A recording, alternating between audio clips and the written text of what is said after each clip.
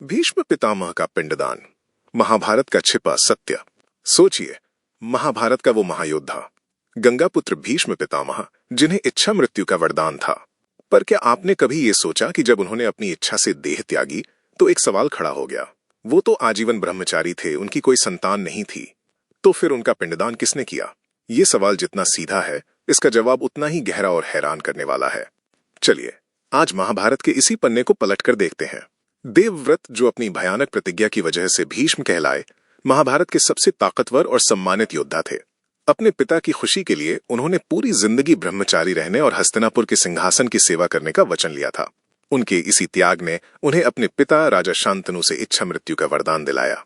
मतलब उनकी मौत तभी हो सकती थी जब वो खुद चाहे। जब महाभारत के युद्ध में अर्जुन के बाणों से घायल होकर पितामह बाणों की शैया पर लेटे, तब भी उन्होंने अपने प्राण नहीं त्यागे। वो सूर्य के उत्तरायण होने का इंतजार कर रहे थे, जिसे मोक्ष पाने के लिए शुभ समय माना जाता है। 58 दिनों तक बाणों की उस सेज पर असहनीय दर्द सहने के बाद जब वो शुभ घड़ी आई, तब उन्होंने अपना शरीर छोड़ा। उनकी मृत्यु के साथ ही एक बहुत बड़ा धर्म संकट खड़ा हो गया। हिंदू धर्म में माना जाता है कि आत्मा की शांति और मोक्ष के लिए बेटे के हाथों पिंडदान होना जरूरी है। पर भीष्म तो बेऔलाद थे, तो कौन करता उनका पिंडदान? कौन उन्हें इस अंतिम कर्तव्य से मुक्ति दिलाता? ये सवाल वहां मौजूद हर किसी के मन में गूंज रहा था। जब ये मुश्किल खड़ी हुई तो पांडव आगे आए।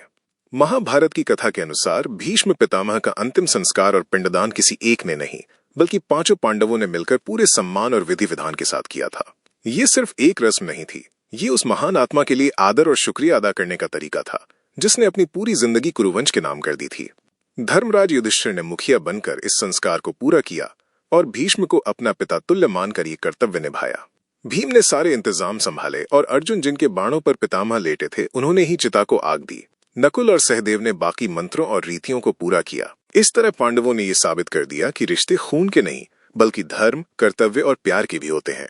भीष्म ने भले ही कौरवों की तरफ से युद्ध लड़ा, पर उनका दिल हमेशा पांडवों के साथ था, और पांडवों ने भी बेटों की तरह उनका अंतिम संस्कार करके उस प्यार का मान रखा।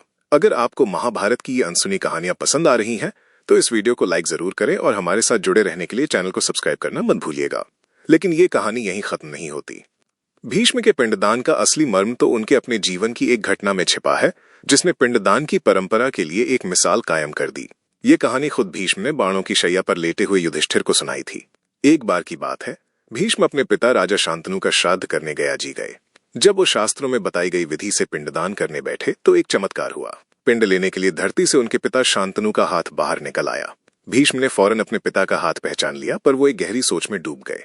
उनके सामने दो रास्ते थे, या तो वो प्यार में बहकर सीधे अपने पिता के हाथ में पिंड दे देते, या फिर धर्म और शास्त्र के नियम का पालन करते। शास्त्र कहते हैं कि पिंडदान सीधे हाथ में नहीं, बल्कि कुशा घास पर ही रखा जाना चाहिए, क्योंकि पितर उसे कुशा के जरिए ही स्वीकार करते हैं। एक तरफ पिता का प्रेम था, दूसरी तरफ शास्त्र का नियम। भीष्म के लिए ये धर्म की सबसे बड़ी कसौटी थी। उन्होंने एक पल भी नहीं सोचा और फैसला कर लिया कि सांसारिक प्रेम से बढ़कर शास्त्र का वचन है। उन्होंने अपने पिता के हाथ को अनदेखा करते हुए पूरी श्रद्धा से पिंड को कुशा घास पर ही रख दिया।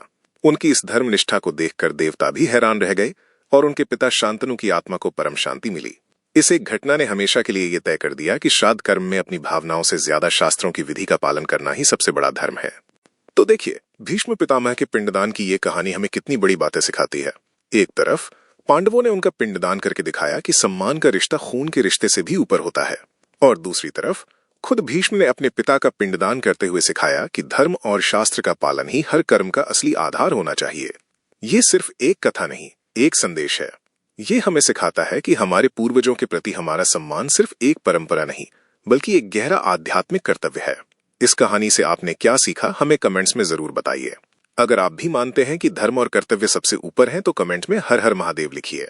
ऐसे ही और रहस्य जानने के लिए हमारे चैनल को लाइक, शेयर और सब्सक्राइब करें।